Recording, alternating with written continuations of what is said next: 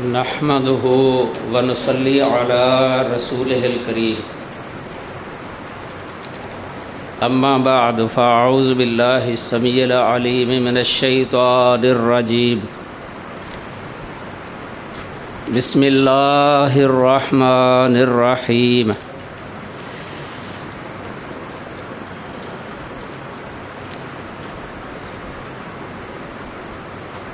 محترم اساتذہ کرام اور عزیز طلبہ، ہماری یہ مجلس، آج کی مجلس اللہ تعالیٰ کی مدد اور توفیق کے ساتھ العقیدۃ الواسطیہ، عقیدت اہل سنہ والجماعہ، عقیدت الفرقۃ الناجیہ کے بارے میں ہے۔ اللہ تعالی ہمارا آنا قبول فرمائے اور ہمیں توفیق عطا فرمائے حق بات کہنے کی۔ آپ یہ بات جانتے ہی ہیں کہ عقیدہ کی بڑی اہمیت ہے۔ عقیدہ وہی صحیح ہے جو کتاب و سنت سے ثابت ہے۔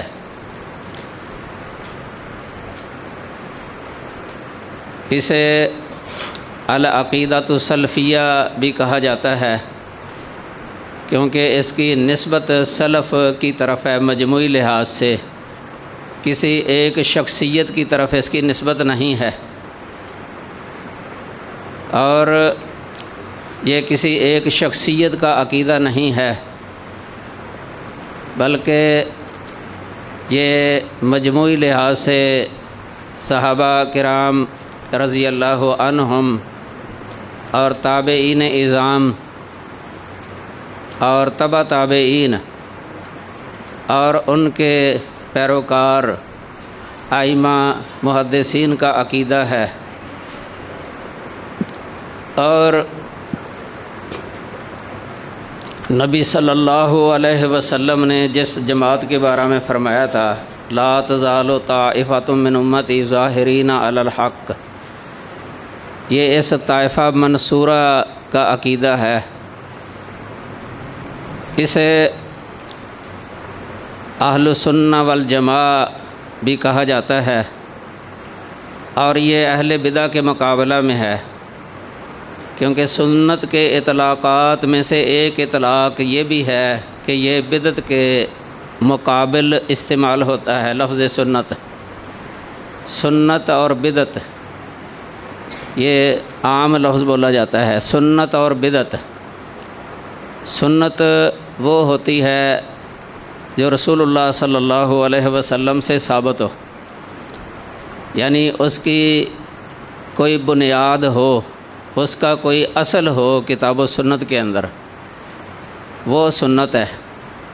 اور بدعت وہ ہے کہ اس کی کوئی اصل نہ ہو، ثابت نہ ہو، بعد میں ایجاد کی گئی ہو۔ تو اس اعتبار سے اہل سنہ کا مطلب یہ ہے کہ وہ جو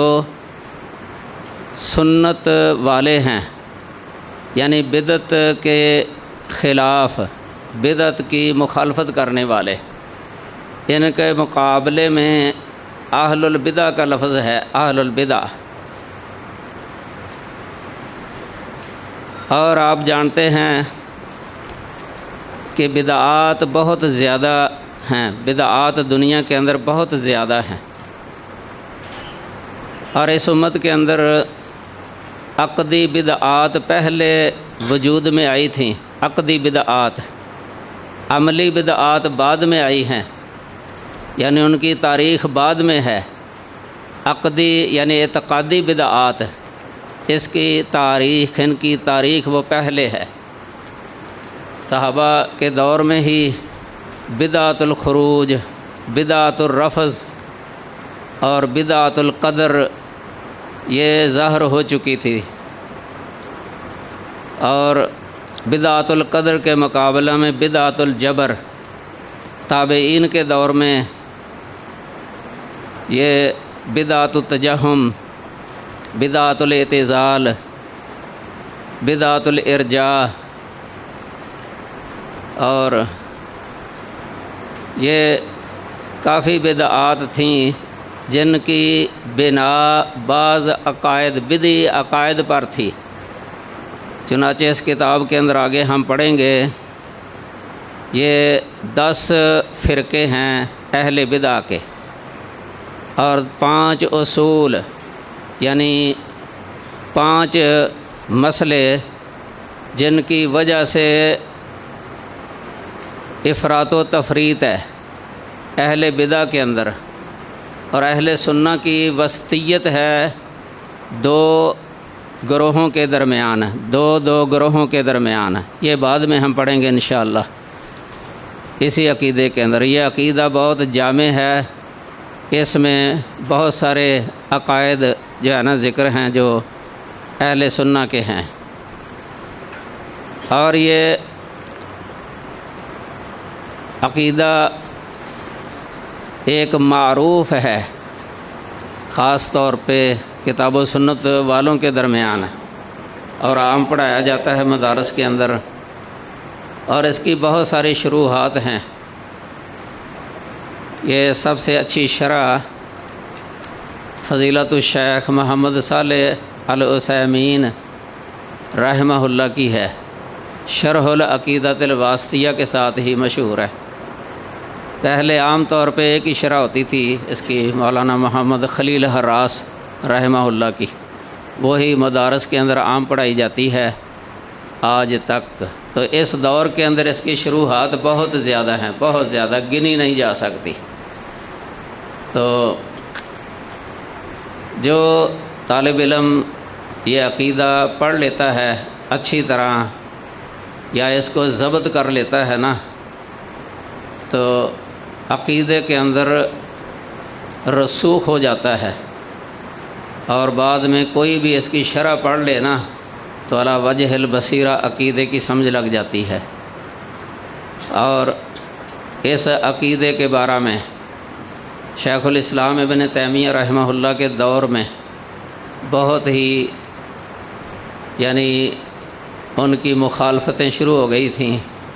ان لوگوں کی طرف سے جو اس عقیدے کو صحیح نہیں سمجھتے تھے۔ امام ابن تیمیہ رحمہ اللہ نے اس کا بڑا اہتمام کیا ہے، اور اس کی رویداد بھی لکھی ہے انہوں نے، اور اس کا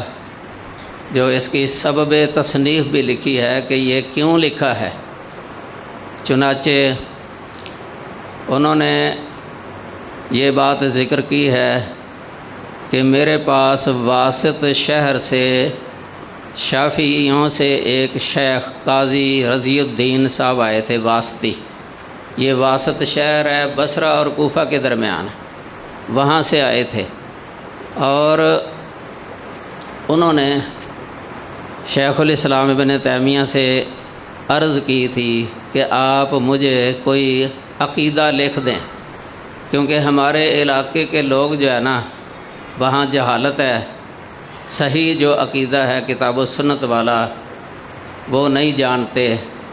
تو آپ ایک ضرور عقیدہ لکھ دیں مختصر جامع۔ شیخ الاسلام ابن تیمیہ رحمہ اللہ نے کہا کہ عقیدے کی کتابیں تو بہت زیادہ ہیں،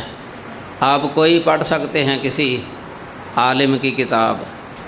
اس نے کہا کہ نہیں، جو آپ عقیدہ لکھیں گے وہ میں پڑھوں گا،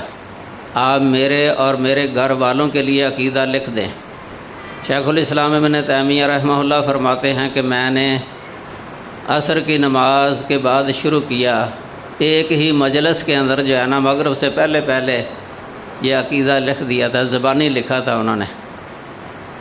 وہ لے کے وہاں چلے گئے، اور اس کی نقلیں بھی تیار ہوئیں، مختلف علاقوں کے اندر پہنچ گیا، اور بہت مشہور ہو گیا، اور بہت سارے لوگوں نے اس کو قبول کر لیا۔ لیکن جو شیخ الاسلام ابن تیمیہ رحمہ اللہ کے ساتھ دشمنی رکھتے تھے نا، اس وقت کئی طرح کے لوگ تھے، وہ خاص طور پہ اشاعرہ اور ماتریدی،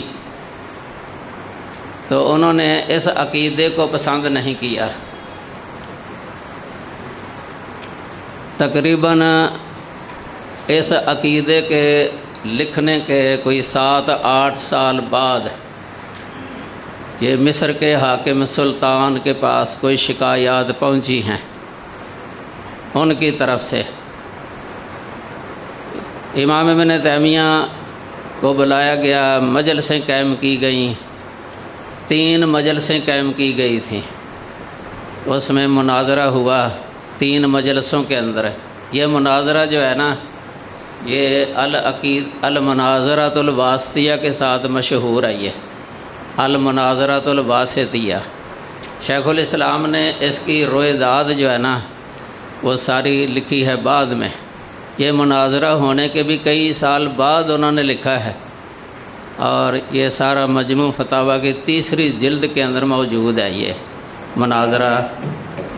واسطیہ کی رویداد، اس کا پس منظر شیخ الاسلام نے وہ زبانی لکھا تھا اس وقت، اور 40 صفحات پر مشتمل ہے یہ مجموع فتاویٰ کی 3ری جلد کے اندر مناظرہ واسطیہ۔ اس میں شیخ الاسلام ابن تیمیہ نے اپنے گھر سے منگوایا تھا یہ واسطیہ، کیونکہ پہلے ان سے ویسے ہی عقیدہ پوچھا گیا کہ آپ کا عقیدہ کیا ہے۔ شیخ الاسلام نے کہا کہ میں اپنا وہی عقیدہ ادھر منگوا لیتا ہوں جس پر یہ اعتراضات کرتے ہیں، تاکہ وہ یہاں پڑھا جائے۔ شیخ الاسلام نے پڑھنا شروع کیا تو حاکم نے کہا، شیخ کمال الدین، یہ حاکم کی طرف سے تھا، تو کہ آپ پڑھیں۔ اس نے پڑھنا شروع کیا، پڑھتے پڑھتے وہ اعتراضات کرتے جاتے تھے۔ یہ تھوڑا سا پانی دینا، دوائی کھائی ہے میں نے تو زبان خشک ہو رہی ہے۔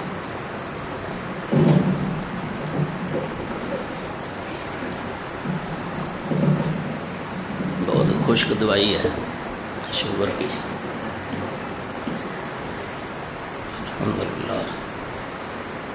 10 اعتراضات کیے تھے انہوں نے۔ شیخ الاسلام رحمہ اللہ نے 10 کا جواب جو ہے نا مجلس کے اندر دیا۔ اکثر نے پسند کیا تھا وہ جواب، اکثریت نے، لیکن پھر بھی وہ جو ہے نا مطمئن نہیں ہوتے تھے۔ ہو سکتا ہے ان کے دل مطمئن ہو گئے ہوں، ویسے اپنی عزت رکھنے کی خاطر جو ہے نا کوئی نہ کوئی ایسی فضول بحث کرتے تھے۔ شیخ الاسلام ابن تیمیہ بڑے تحمل مزاج تھے، بہت حلم اور بردباری تھی ان کے اندر، تو کئی باتیں عقیدہ اس مناظرہ واسطیہ سے جو ہے نا ادھر منقول ہیں۔ ویسے بعض نے لکھا ہے اس مناظرے کے بارے میں کہ جب مناظرہ ہوا نا، ابن رجب نے لکھا، امام ابن رجب حافظ ابن قیم کے شاگرد ہیں، انہوں نے طبقات الحنابلہ کتاب لکھی ہے اور اس پر ذیل بھی لکھا ہے۔ ذیل میں کہتے ہیں، واقع الاتفاق علی ان ھذہ عقیدۃ سنیۃ سلفیہ، کہ اتفاق واقع ہو گیا تھا اس بات پر کہ یہ عقیدہ جو ہے نا یہ سنی ہے، یعنی اہل سنہ کا عقیدہ ہے، اور سلفی ہے، سلف کا عقیدہ ہے، یہ اس پر اتفاق ہو گیا تھا۔ یہ ذیل و طبقات الحنابلہ 4 نمبر جلد ہے اور 511 صفحہ ہے۔ اور امام ذہبی رحمہ اللہ نے بھی یہ واسطیہ مناظرہ بیان کیا ہے، اور اس کے بارے میں انہوں نے بھی لکھا ہے کہ واقع الاتفاق علی ان ھذا معتقد سلفی جید، کہ اتفاق واقع ہو گیا تھا کہ یہ عقیدہ جو ہے نا یہ سلفی ہے، سلفی کا عقیدہ، سلفیوں کا عقیدہ ہے، اور بہت اچھا ہے۔ یہ امام ذہبی کا قول جو ہے نا العقود الدریہ کے اندر ہے۔ یہ امام ابن تیمیہ کے شاگرد ہیں ابن عبد الہادی رحمہ اللہ، ان کی کتاب ہے العقود الدریہ، شیخ الاسلام ابن تیمیہ کی یہ سیرت پر ہے، یہ کتاب ان کے شاگرد نے لکھی۔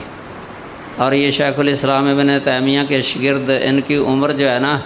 اتنی زیادہ نہیں ہوئی تھی، 40 سال سے ابھی تجاوز نہیں کی تھی تو وفات پا گئے تھے، لیکن بہت بڑے عالم تھے، اتنا علم تھا ان کے پاس کتاب و سنت کا، حدیث کا، علتوں کا، حافظ ابن کثیر کہتے ہیں کہ اگر یہ زندہ رہتے تو بہت بڑے عالم ہونا تھا، بڑی عمر میں جا کے نا، ابھی جوانی کے اندر ہی وفات پا گئے تھے رحمہ اللہ۔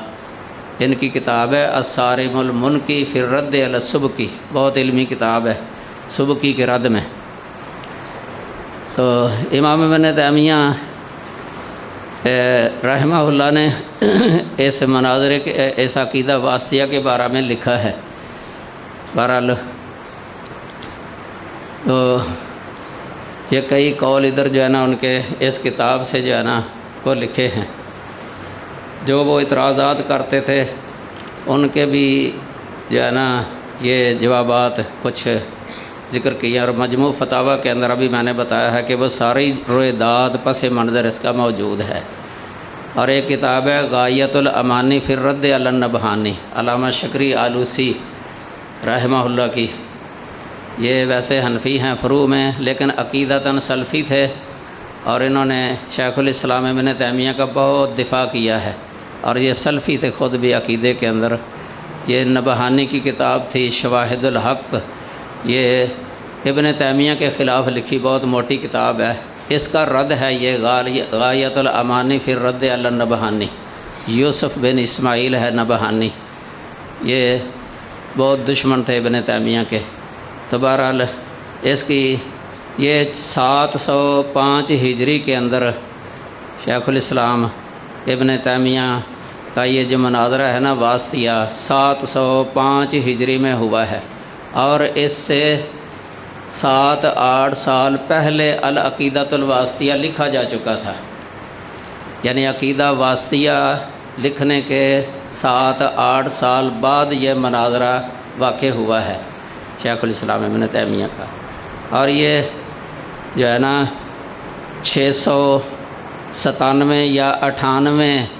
میں العقیدۃ الواسطیہ لکھی تھی امام ابن تیمیہ نے۔ اس وقت ان کی عمر بالکل جوانی میں تھی، 30-35 سال سے کوئی زیادہ نہیں تھی عمر شیخ الاسلام کی جب العقیدۃ الواسطیہ لکھا تھا انہوں نے۔ اور اس کے 7-8 سال بعد جو ہے نا مناظرہ ہوا ان کا مخالفین کے ساتھ، تو بہت سارے لوگ وہاں جمع تھے، بڑے سرکردہ حکومتی بندے بھی جمع تھے وہاں، اور ان کے وزراء، عمراء، نواب اور علماء، اشاعرہ، ماتریدی، حنفی، شافعی، مالکی، یہ سب جمع تھے وہاں بڑے بڑے۔ تو 3 مجلسیں ہوئی تھی اس کی۔ تو عشری علماء جو اس وقت بڑے سرکردہ تھے نا، کبار چوٹی کے جو علماء تھے ان کے معولین، وہ بھی وہاں آئے ہوئے تھے، اور وہ کئی تھے مناظرہ کرنے والے۔ شیخ الاسلام اکیلے تھے، وہ سب کا جواب دیتے تھے، سارے اعتراضات کا جواب دیتے تھے۔ اور آخر میں جو ہے نا جو آخری مجلس تھی اس میں ہندوستان سے ایک صفی الدین ہندی تھے، ان کو بلا لیا انہوں نے، وہ بڑے ماہر تھے اس وقت اپنے علم کلام کے اندر، تو ان کو بھی شیخ الاسلام نے لاجواب کر دیا تھا۔ ان کی عمر بڑی تھی شیخ الاسلام سے، ان کی عمر تھوڑی چھوٹی تھی عمر میں۔ تو بہرحال یہ مناظرہ جو ہے نا بڑا کامیاب رہا تھا اللہ تعالیٰ کی توفیق کے ساتھ۔ تو یہ شیخ الاسلام خود فرماتے ہیں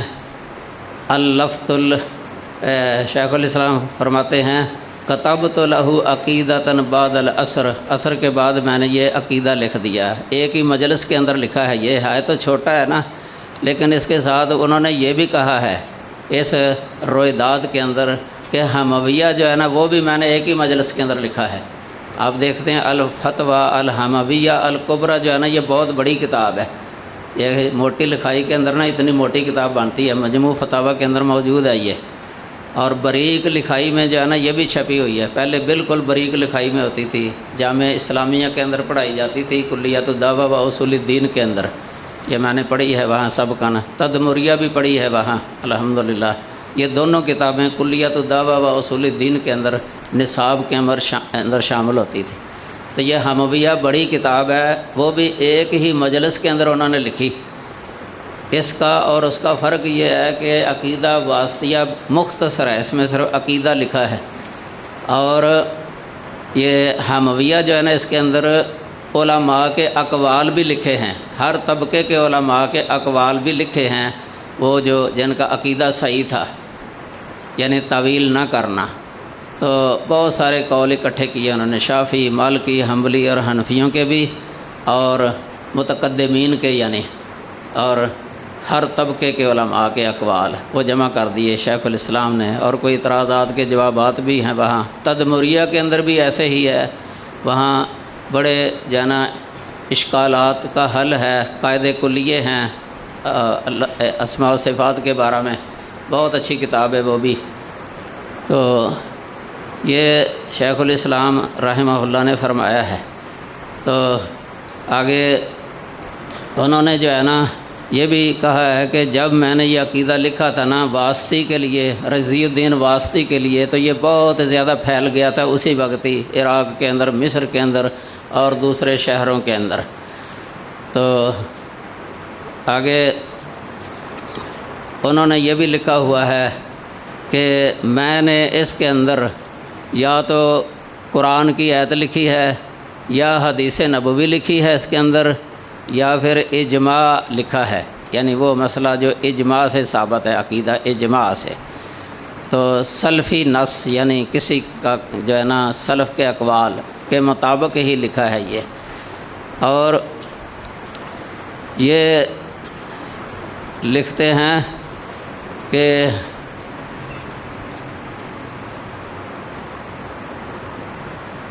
تین سال میں نے ان کو مہلت دی تھی، 3 سال میں نے ان کو مہلت دی تھی کہ کوئی عالم، ان میں سے کوئی بھی عالم اس میں سے کوئی بات مجھے، بلکہ حرف لکھ انہوں نے کہ ایک حرف بھی جو ہے نا مجھے بتا دے کہ یہ کتاب و سنت کے خلاف ہے تو میں اسے رجوع کر لوں گا۔ یہ 3 سال کی میں مہلت دیتا ہوں ان کو کہ ایک کلمہ بھی دکھا دیں مجھے جو کتاب و سنت کے خلاف ہے تو میں رجوع کر لوں گا۔ 3 سال تک کسی نے جو ہے نا کوئی دکھائی نہیں ہے بات، حالانکہ اس وقت وہ بہت ہی زیادہ مخالفت پر تلے ہوئے تھے، لیکن ثابت نہیں کر سکے کوئی کہ یہ بات غلط ہے۔ یہ ایسے ہی ہے جیسے اللہ تعالیٰ نے تحدی کی ہے نا، ان کنتم فی ریب مما نزلنا علی عبدنا فاتوا بسورۃ من مثلہ وادعوا شہداءکم۔ تو یہ چیلنج ہے، یعنی چیلنج کیا ان کے بڑوں کو، لیکن وہ جواب نہیں دے سکے تھے، کوئی پیش نہیں کر سکے کہ یہ بات غلط ہے۔ تو اس کے باوجود مخالفت پر تلے ہوئے تھے، مناظرہ کیا۔ تو شیخ الاسلام نے مناظرے کے اندر جو ہے نا یہ بات ذکر کی تھی کہ میں نے تو 3 سال ان کو مہلت دی رکھی ہے کہ کوئی ایک مسئلہ جو ہے نا اس کا کوئی غلط ثابت کر دیں تو میں رجوع کر لوں گا، لیکن کر نہیں سکے تھے۔ اتنی یعنی اہمیت ہے اس عقیدے کی۔ تو شیخ الاسلام نے پھر یہ بھی کہا کہ ان لوگوں نے مجھ پر یہ اعتراض کیا تھا کہ آپ نے شروع میں کہا ہے من غیر تحریف ولا تعطیل و من غیر تکییف ولا تمثیل، یہ آپ کے شروع میں لفظ ہے۔ اس کا مطلب یہ ہے کہ ایمان سلف کا، اہل سنہ کا یہ عقیدہ ہے کہ وہ ہر اس صفت پر ایمان رکھا جائے جو اللہ نے اپنے لیے ثابت کی ہے یا رسول اللہ صلی اللہ علیہ وسلم نے اللہ کے لیے ثابت کی ہے، ذکر کیا، اس پر ایمان رکھا جائے بغیر تحریف کے، بغیر تکییف کے، بغیر تمثیل کے۔ تو یہ ہے اہل سنہ کا موقف۔ اس پر انہوں نے یہ اعتراض کیا تھا کہ یہ جو لفظ آپ نے بولے ہیں نا یہ قابل اعتراض ہیں۔ تو اس کا مطلب تو یہ ہوا کہ طویل سے آپ منع کرتے ہیں کہ طویل نہیں کرنی، تو جو طویل کرتے ہیں پھر وہ اہل سنہ نہیں ہیں، یہ انہوں نے اعتراض کیا۔ شیخ الاسلام ابن تیمیہ رحمہ اللہ نے اس کا لمبا مفصل جواب دیا۔ اس کے بعد انہوں نے یہ اعتراض کیا تھا کہ یہ قرآن پاک کے بارے میں جو آپ نے کہا ہے کہ یہ حرف والا ہے، اللہ کا کلام حرف والا ہے اور صوت والا ہے، یعنی آواز بھی ہے، اللہ کلام کرے تو اس میں آواز بھی ہے، حروف بھی ہیں، اور یہ مسموع ہے اللہ تعالیٰ کا کلام۔ یہ ان کے موقف کے خلاف تھا نا، پھر اس پر اعتراض کر دیا انہوں نے۔ تو کہنے لگے قرآن کی یہ صفت نہیں بیان کی جا سکتی کہ وہ صوت ہو یا حرف ہو۔ پھر شیخ الاسلام ابن تیمیہ رحمہ اللہ نے اس کا جواب دیا تفصیل سے۔ پھر اس میں امام صاحب نے یہ بھی کہا تھا کہ قرآن پاک جو ہے نا منہ بدا و الیہ یعود، کہ قرآن پاک اللہ ہی کی طرف سے یہ شروع ہوا ہے اور اللہ ہی کی طرف لوٹ جائے گا۔ کہنے لگے کہ اس کا کیا مطلب ہے اللہ کی طرف سے؟ تو شیخ الاسلام نے اس کا جواب دیا تھا کہ یہ اللہ تعالیٰ نے نازل کیا ہے، اللہ نے تکلم بھی کیا ہے، کلام اللہ کا ہے، تو محمد صلی اللہ علیہ وسلم پر نازل کیا تو یہ اللہ کی طرف سے ہی آیا ہے، اللہ ہی کی طرف سے ہے یہ قرآن پاک، اور اللہ ہی کی طرف لوٹ جانے کا مطلب یہ ہے کہ جب اللہ تعالیٰ اس کو اٹھا لے گا، سینوں سے بھی نکال دے گا، اور اوراق کے اندر جو لکھا ہے وہاں بھی مٹا دے گا اللہ تعالیٰ، یہ مطلب بتایا۔ پھر سلف سے انہوں نے ثابت کیا تھا کہ سلف کے بہت سارے اقوال ہیں، اس پر کافی ذکر کیے، بلکہ حدیث بھی ذکر کی تھی، 2 حدیثیں اس کے بارے میں۔ تو پھر انہوں نے اعتراض کیا کہ یہ آپ ایمان کے بارے میں جو کہتے ہیں قول و عمل یزید و ینقص، یہ قول ایسا ہے جو سلف کا قول ہے۔ صحیح بخاری کے اندر بھی لکھا ہے، امام بخاری رحمہ اللہ نے کتاب الایمان کے شروع میں، اور یہ کہہ کہ مرجیہ کا رد کرتے ہیں۔ اور یہ یاد رکھیں کہ جو اشاعرہ ہے نا ایمان کے مسئلے میں، ان میں ارجاء ہے، ارجاء ایمان کے مسئلے میں۔ ماتریدی جو ہے نا ان میں بھی ارجاء ہے ایمان کے مسئلے کے اندر، یہ اسی کتاب کے اندر آ جائے گا۔ جو وسطیت اہل سنہ ذکر کی ہے نا شیخ الاسلام ابن تیمیہ رحمہ اللہ نے، یعنی 5 مسئلے ہیں، ان میں 2 گروہ ہیں افراط و تفرید کا شکار، اور اہل سنہ ان میں متوسط ہے۔ تو ایمان کے مسئلے میں بھی ایسے ہی ہے، ایک طرف خوارج اور معتزلہ ہیں اور ایک طرف مرجیہ ہیں، درمیان میں اہل سنہ ہیں۔ یہ مرجیہ کے جتنے بھی فرقے ہیں نا، چاہے مرجیۃ الجہمیہ ہوں یا مرجیۃ الکرامیہ ہوں یا مرجیۃ المتکلمین ہوں، متاخرین ہوں یا متقدمین، پہلے یہ سب جو ہے نا عمل کو ایمان سے نکالتے ہیں کہ عمل ایمان کا جز نہیں ہے، لیکن اہل سنہ کا موقف ہے کہ عمل بھی ایمان ہے۔ صحیح بخاری کے اندر امام بخاری نے کتاب الایمان کے اندر اس کی بڑی بابوں کے اندر وضاحت کی ہوئی ہے، کافی باب قائم کیے ہیں۔ تو اس پر انہوں نے پھر اعتراض کیا تھا، تو شیخ الاسلام ابن تیمیہ رحمہ اللہ نے اس کے جوابات دیے تھے، کیونکہ سلف کے نزدیک ایمان مرکب ثلاثی ہے، اور مرجیہ کے نزدیک، کسی کے نزدیک یہ بسیط ہے، مرکب نہیں ہے، یعنی اس کا ایک ہی جز ہے، یا معرفت ہے یا پھر تصدیق ہے۔ تو یا کہہ دیتے ہیں کبھی کہ مرکب سنائی ہے کہ تصدیق قلبی اور اقرار باللسان، لیکن عمل کو کوئی بھی داخل نہیں کرتا ایمان میں، یہ ایمان کی حقیقت کے اندر۔ تو اہل سنہ کے قول کے مطابق امام صاحب نے یہ لکھا تھا، بلکہ امام صاحب نے خود کہا ہے کہ میں نے اس کتاب کے اندر بہت کوشش کی ہے کہ وہی الفاظ استعمال کروں جو سلف کے اندر عام معروف تھے، سلف سے، یا تو کتاب اللہ ہے یا سنت رسول ہے، یا پھر مجموعی لحاظ سے سلف کا جو قول ہے نا وہ ذکر کر دیا اس کے اندر۔ پھر انہوں نے اعتراض کیا تھا یہ کہ استواء علی العرش والا مسئلہ، کہ اللہ تعالیٰ عرش پر مستوی ہے، اس کے بارے میں، کیونکہ یہ جو ہے نا اس پر ایمان نہیں رکھتے، استواء علی العرش کی تعویل کرتے ہیں، استیلاء مراد لیتے ہیں یا غلبہ مراد لیتے ہیں، یعنی غلبہ علی العرش یا استولا علی العرش۔ تو یہ معتزلہ بھی اسی طرح کہا کرتے تھے، پرانے معتزلہ۔ تو بہرحال ان کا موقف اہل سنہ والا نہیں تھا، اشاعرہ اور ماتریدیہ کا۔ تو اہل سنہ جو ہے نا اللہ تعالیٰ کو عرش پر ہی مانتے ہیں، اللہ تعالیٰ، اس پر انہوں نے اعتراض کیا تھا۔ وہ یہاں تک انہوں نے کہہ دیا تھا کہ اس سے تو تجسیم لازم آتی ہے، اللہ کا جسم ہونا لازم آتا ہے۔ شیخ الاسلام ابن تیمیہ نے کہا تھا کہ میں نے یہ لفظ نہیں لکھا، میری طرف نسبت نہ کرو اس کی، تو نہ ہی میں یہ کہتا ہوں کہ اللہ تعالیٰ جسم ہے۔ یہ آج تک جو ہے نا یہ شیخ الاسلام ابن تیمیہ کی طرف اس کی نسبت کرتے ہیں، آج تک۔ ہمارے دور کے بھی وہ کہہ دیتے ہیں وہ تو مجسم تھے، نعوذ باللہ۔ شیخ الاسلام نفی کر رہے ہیں کہ میں مجسم نہیں ہوں، میں جسم کا لفظ نہیں بولتا اللہ پر، چونکہ کتاب و سنت کے اندر آیا ہی نہیں ہے اللہ تعالیٰ پر جسم کا لفظ، تو میں نہیں بولتا یہ لفظ۔ اس مناظرے کے اندر بھی انہوں نے اس کی نفی کی تھی کہ میں نے یہ لفظ نہیں بولا، میں تو یہ کہتا ہوں کہ اللہ تعالیٰ عرش پر ہے، آسمانوں کے اوپر ہے، عرش پر ہے اللہ تعالیٰ، یہ قائل تھے اس کے امام صاحب، اور یہ صحیح ہے۔ پھر اللہ تعالیٰ کی معیت پر انہوں نے اعتراض کیا، جس میں کہ اللہ تعالیٰ کی معیت، اس پر بھی اعتراض کیا، اس کا بھی جواب دیا تھا شیخ الاسلام ابن تیمیہ رحمہ اللہ نے۔ پھر اس میں جو ہے نا حقیقتاً کا لفظ بولا امام ابن تیمیہ نے عقیدہ واسطیہ کے اندر، کہ حقیقتاً اللہ تعالیٰ عرش پر ہے، حقیقتاً اللہ تعالیٰ کلام کرتا ہے، حقیقتاً اللہ تعالیٰ کلام کرتا ہے، یہ کئی جگہ پر لفظ ہے۔ اس پر اعتراض کیا کہ یہ حقیقتاً کیوں بولتے ہیں آپ؟ تو انہوں نے کہا کہ میں اس لیے بولتا ہوں مجاز کی نفی کرنے کے لیے، کہ تم کہتے ہو کہ یہ مجازاً اللہ تعالیٰ کی طرف نسبت ہے، تو میں نہیں مانتا، میں کہتا ہوں حقیقتاً اللہ تعالیٰ کی یہ صفت ہے کہ اللہ تعالیٰ حقیقتاً کلام کرتا ہے، کیونکہ آپ جانتے ہیں اشاعرہ اور ماتریدی یہ اللہ تعالیٰ کے تکلم کے بارے میں ان کا عقیدہ اہل سنہ والا نہیں ہے۔ ان کا عقیدہ ہے کہ اللہ تعالیٰ کا کلام نفسی ہے، اللہ تعالیٰ کلام نہیں کرتا، اللہ تعالیٰ کا کلام مسموع نہیں ہے، اللہ تعالیٰ کا کلام ذو صوت نہیں ہے، اللہ تعالیٰ کا کلام ذو حروف نہیں ہے، یہاں تک ان کے عقیدے علم کلام کی کتابوں کے اندر لکھے ہوئے ہیں، اور یہ صحیح نہیں ہے، یعنی اللہ کلام کرتا ہی نہیں ہے۔ اس لیے قرآن پاک کے بارے میں ان کا عقیدہ ہے کہ یہ معنن اللہ تعالیٰ کا کلام ہے، لفظاً اللہ تعالیٰ کا کلام نہیں ہے،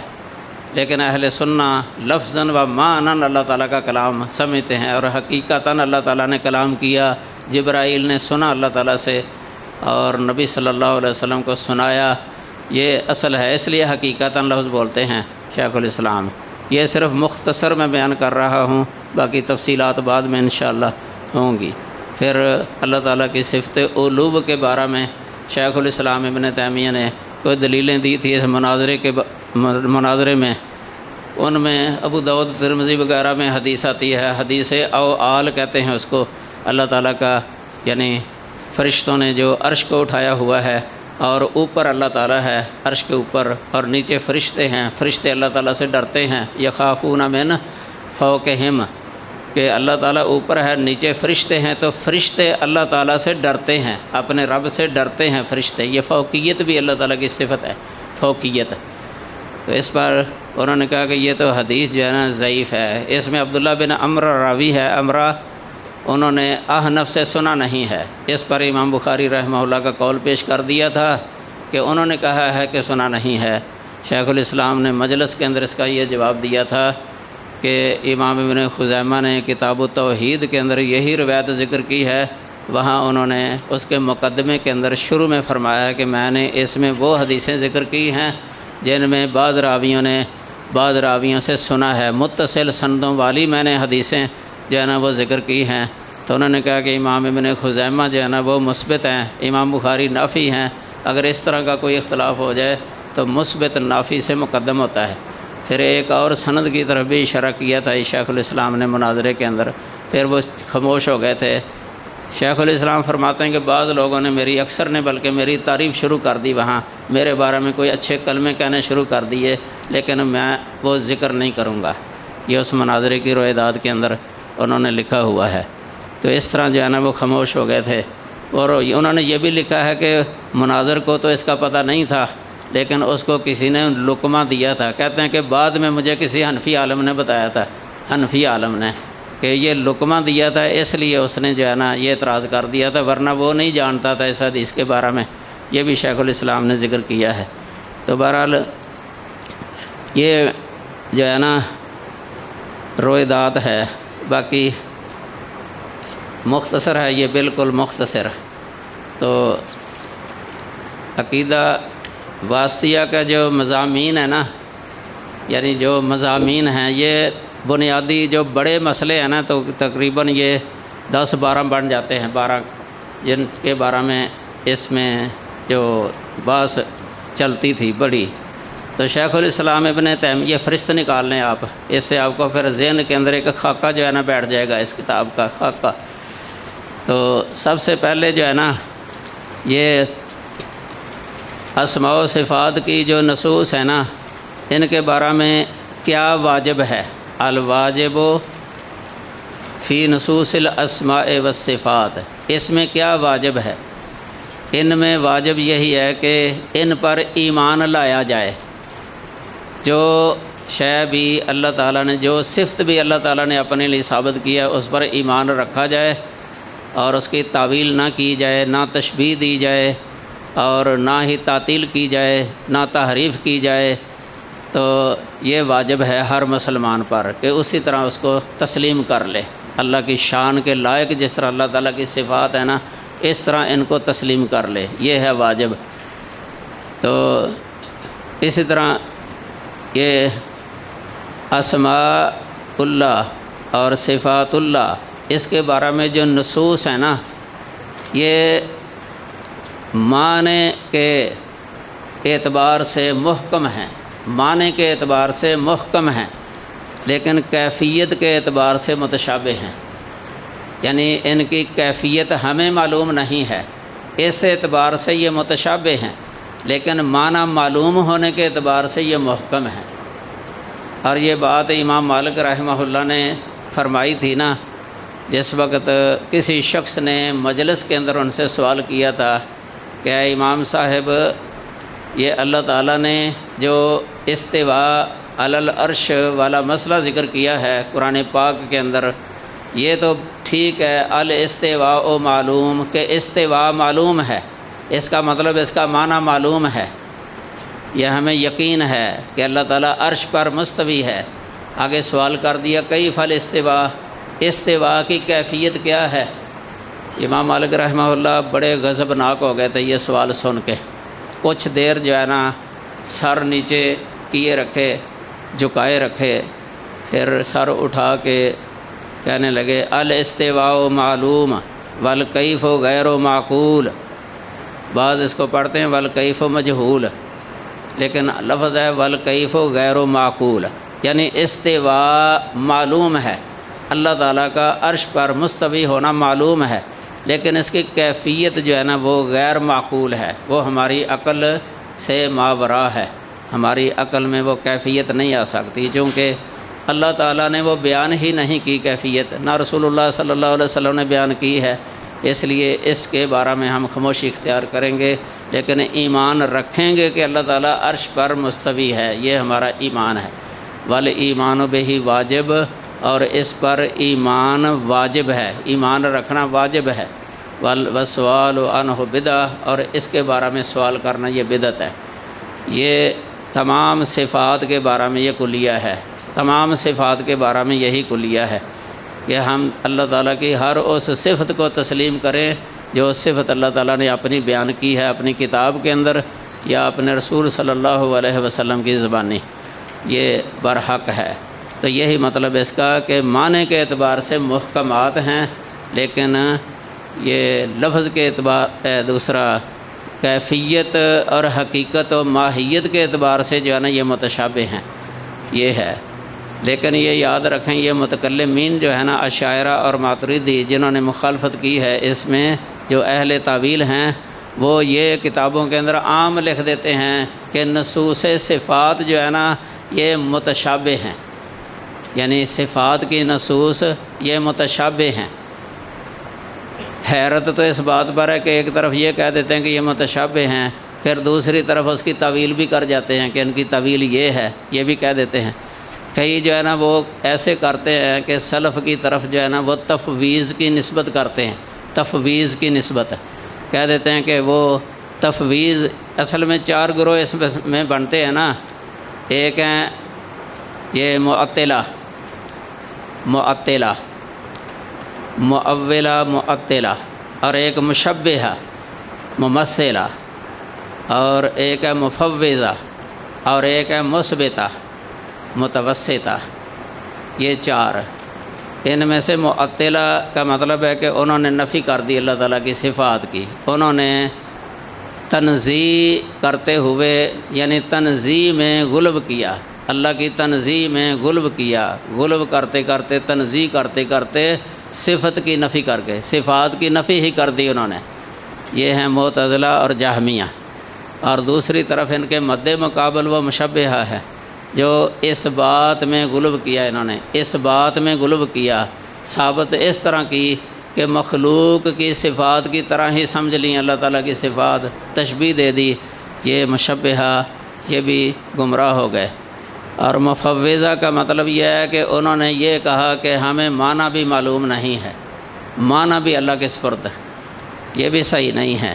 سلف کا یہ منہج نہیں ہے، سلف کا یہ مذہب نہیں ہے،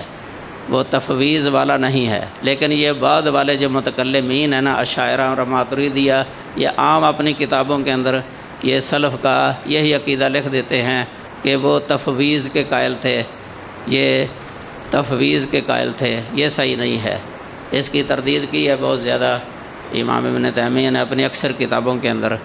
اور شیخ البانی صاحب کی ایک کتاب ان کی کتابوں سے اخذ کی گئی ہے، موسوعہ بدعات کا انسائکلوپیڈیا یعنی قاموس البدع، اس میں بھی یہ بات لکھی ہوئی ہے، یہ تفویض والوں کا رد لکھا ہوا ہے کافی، وہاں سے آپ پڑھ لینا۔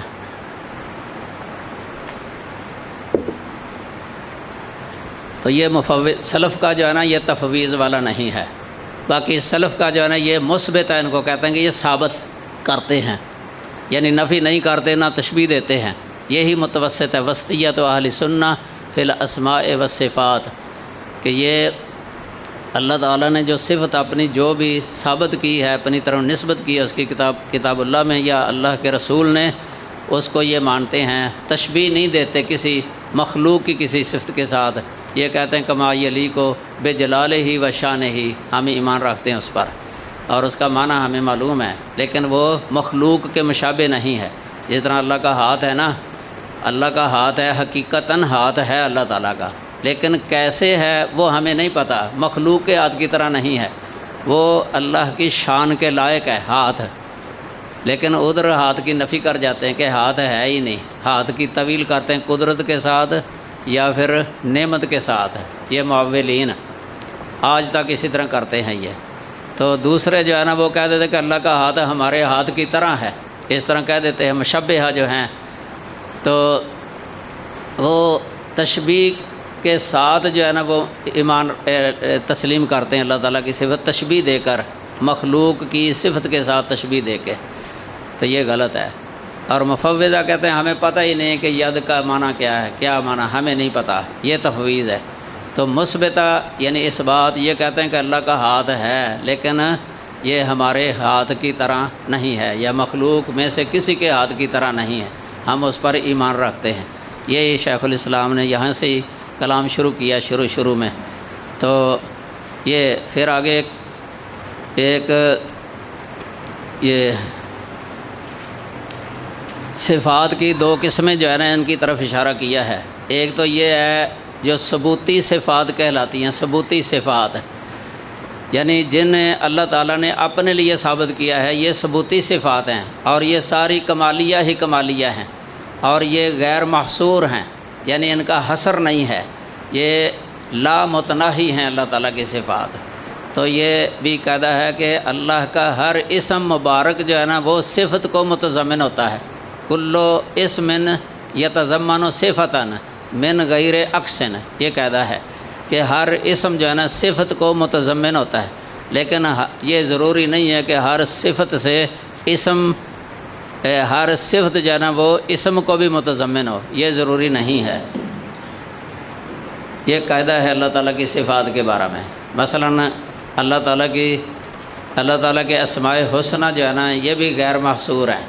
السمیع ہے، مثلاً البصیر ہے، یہ یاد رکھیں۔ امام بخاری رحمہ اللہ نے کتاب التوحید کے اندر شروع میں جہاں یہ کتاب التوحید شروع ہوتی ہے نا، آخری کتاب تقریباً 25 اسماء حسنہ کا ذکر کیا ہے، اور اکثر جو ہے نا کتاب اللہ کے اندر ہیں، اور شیخ الاسلام ابن تیمیہ رحمہ اللہ نے اسی کتاب کے اندر جو ہے نا شروع میں اللہ تعالیٰ کے اسماء میں سے 25 26 یا 27 اسماء حسنہ کا ذکر کیا ہے،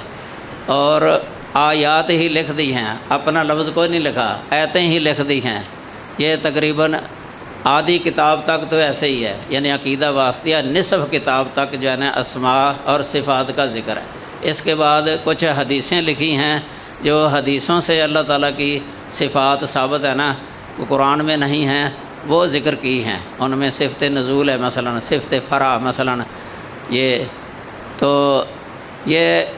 چند صفات بھی پھر اتنی ہی ہیں، جتنے نام ہیں اتنی صفات، اور صفات زائد بھی ہیں، اس لیے سلف نے لکھا ہے کہ صفات کا دائرہ اسماء کے دائرے سے زیادہ وسیع ہے۔ تو یہ ثبوتی صفات جو ہے نا، ثبوتی صفات یہ غیر محصور ہیں سلف کے نزدیک، اہل سنہ والجماعہ کے نزدیک ثبوتی صفات۔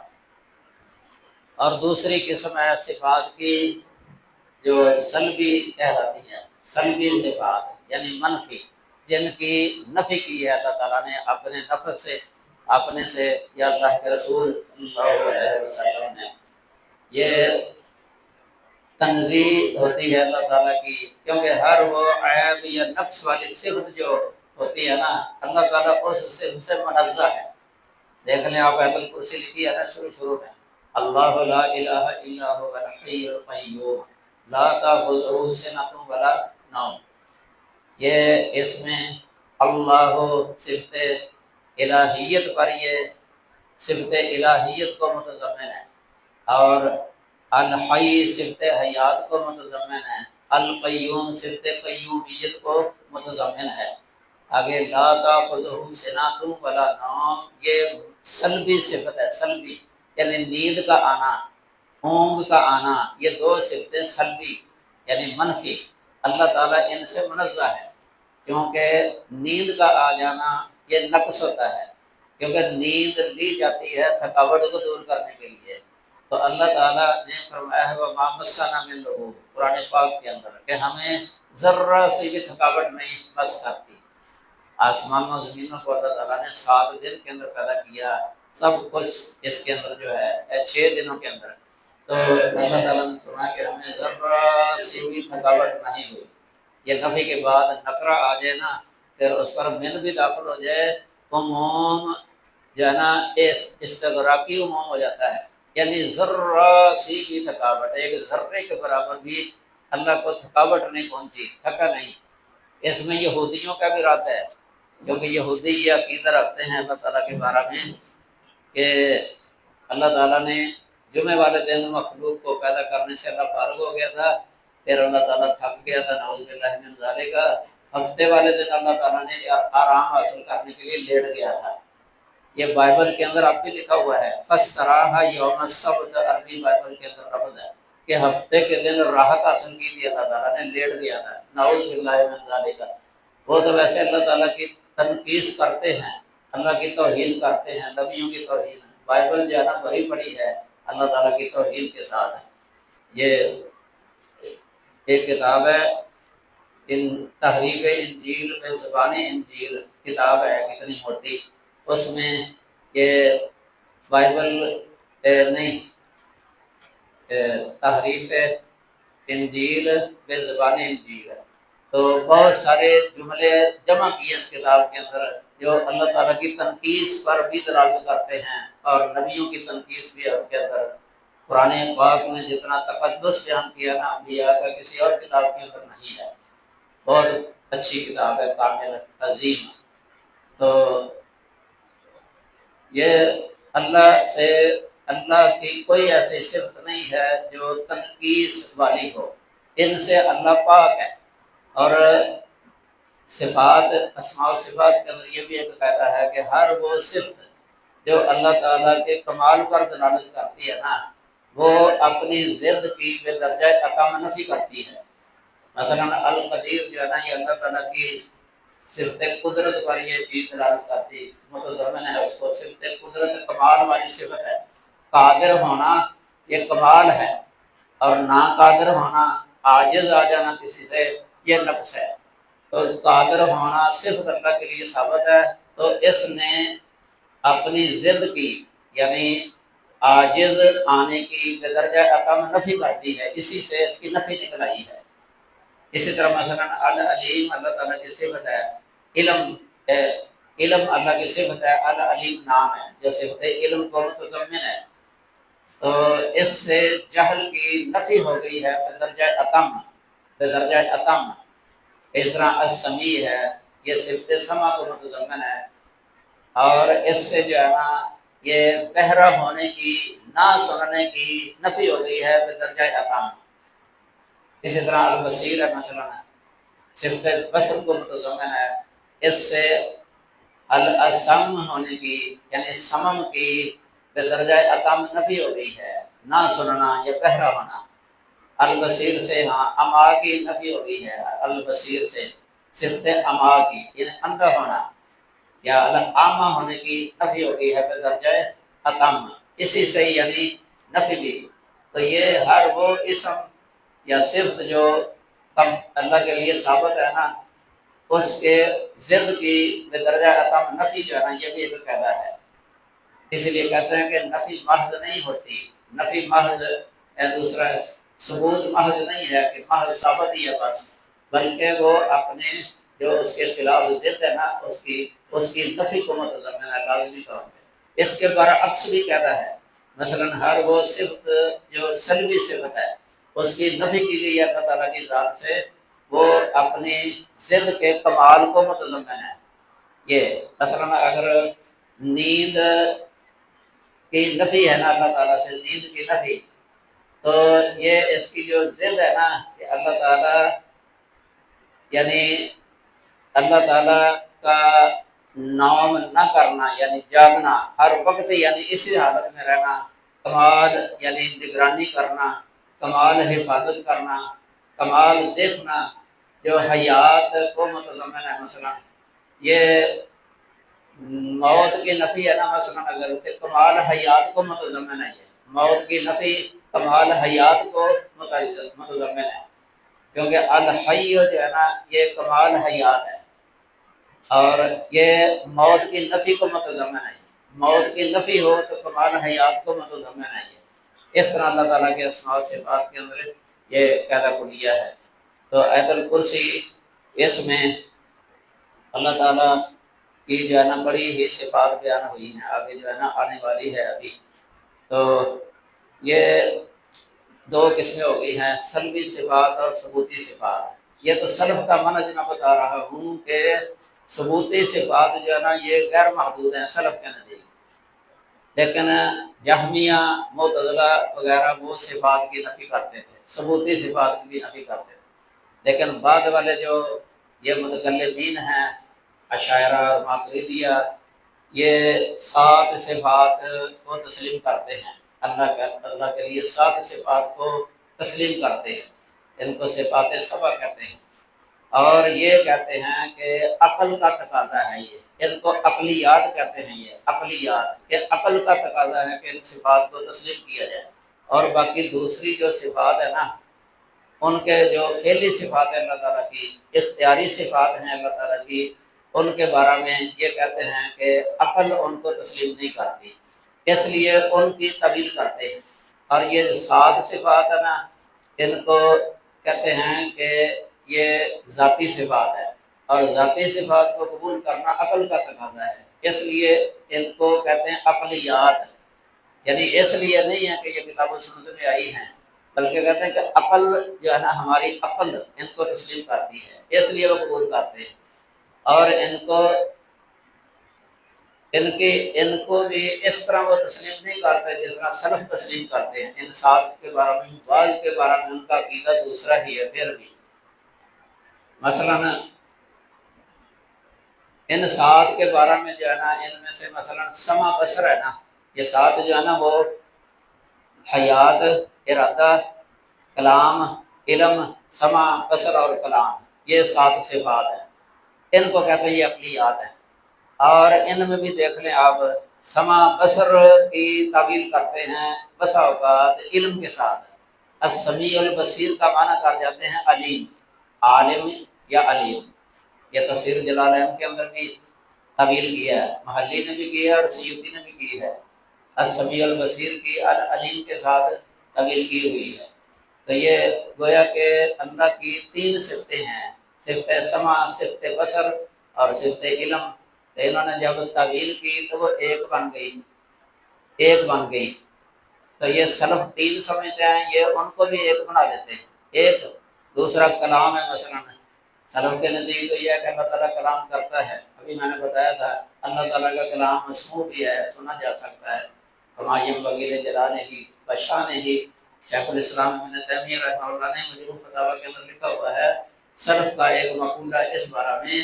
اللہ تعالیٰ کے بارے میں، لم یزل متکلما اذا شاء، لم یزل متکلما اذا شاء،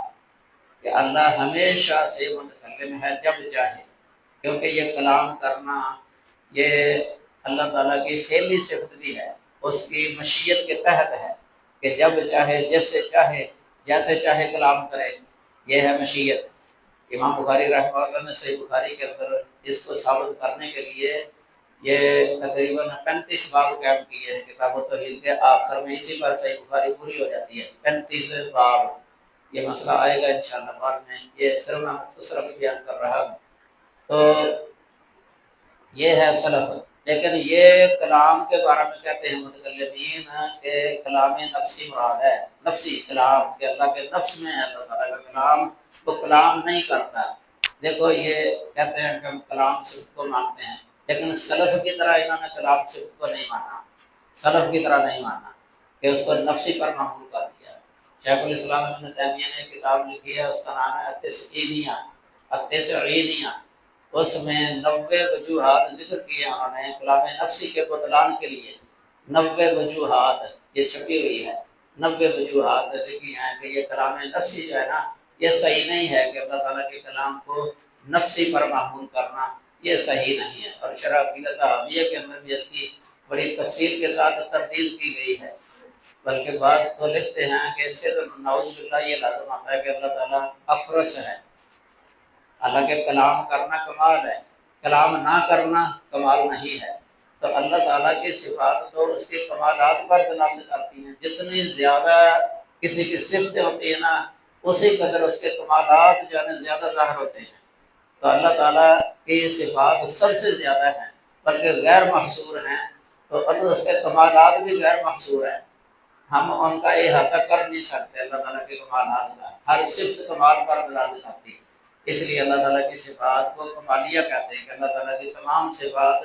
وہ کمالیہ ہی کمالیہ ہیں، کمالات ظاہر ہوتے ہیں اللہ تعالیٰ کی صفات کے ذریعے، اس کی معرفت حاصل ہوتی ہے، اور ان کمالات کی وجہ سے اسے پھر محبت بھی ہوتی ہے، پھر اس کا خوف بھی طاری ہوتا ہے دلوں کے اندر۔ یہ معرفت حاصل کرنا اللہ تعالیٰ کی صفات کے ذریعے، اس طرح خوف طاری ہو جانا دل کے اندر، خشیت پیدا ہو جانا دل کے اندر،